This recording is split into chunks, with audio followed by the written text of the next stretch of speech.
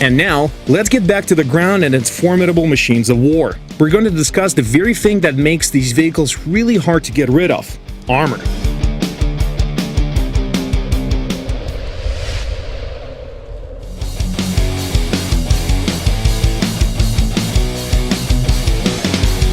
It's one thing to cross fields under the flimsy protection of bulletproof armor, and another to approach enemy lines in a heavy tank in which you're safely hidden behind thick armor plates.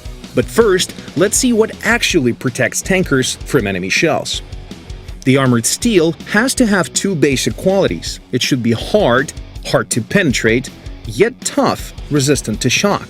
If it's hard but not ductile, it will be brittle. Even if the plate stops the shell, the impact can cause the armor to shatter from the inside and sprawl in all directions. On the other hand, the armor that is tough but not hard is too easy to penetrate. Engineers try to find some kind of a middle ground here. They strive to make armor that is both hard and tough. A good example is rolled armor, which is pretty good at both these things.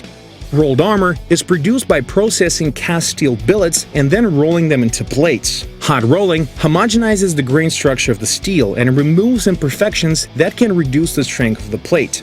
It is worth mentioning that this production method is ideal for making flat plates, but not much else.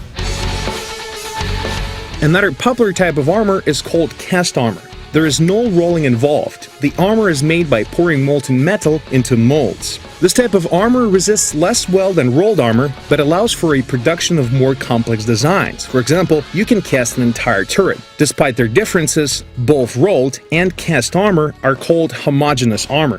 The idea is that their structure and composition are uniform throughout their thickness. But what if you take a flat plate and harden it with a heat treatment process or through carbon cementation? You will get heterogeneous or face-hardened armor. Now, the face of the steel is composed differently from the substrate. Such armor can be very hard and extremely tough at the same time. The drawback is that these kind of plates are difficult and expensive to make. For example, in World War II, only Germans could afford to consistently use this type of armor on their tanks. After the war, the more practical and cheap rolled homogeneous armor, or RHA, fell out of use. It was just not very effective against the new generation of anti-tank rounds. Heats, for example. But it was widespread and played such a significant role in World War II that even nowadays, armor performance is still stated in terms of equivalent thickness of RHA plates, even when the armor doesn't have a trace of metal in it.